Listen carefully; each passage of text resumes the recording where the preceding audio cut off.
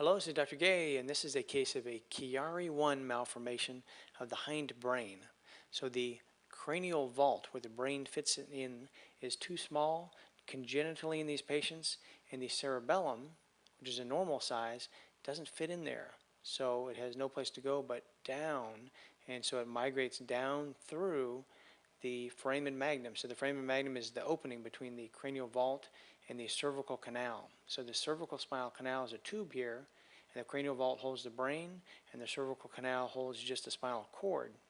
Well, again, the cerebellum doesn't fit, and so it goes down, migrates downward into the foramen magnum, into this area where we should only see the spinal cord. So if I draw a line here through where it should not go below, this is the line right through here, and the cerebellum should be at that level or above it typically.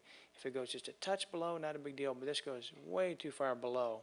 And when it migrates down like this, it will push on this structure here. This is the brain stem. We have a pons, there's ovoid, the medulla here, and you can see that by going downward it's pushing forward on the brain stem, and that can cause abnormal flow mechanics. There's white stuff here. This is all fluid surrounding the spinal cord, surrounding the brain, and that fluid goes down through here and comes back up, and with the abnormal pressures here it can cause abnormal flow. It can cause different symptoms like headaches and other things, and also the patients get flattening of the very front of the brainstem here.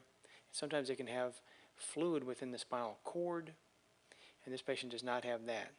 And these patients, since this is a developmental anomaly, they can have other developmental anomalies where the bones are fused together here, or sometimes the skull base is fused with the cervical spine.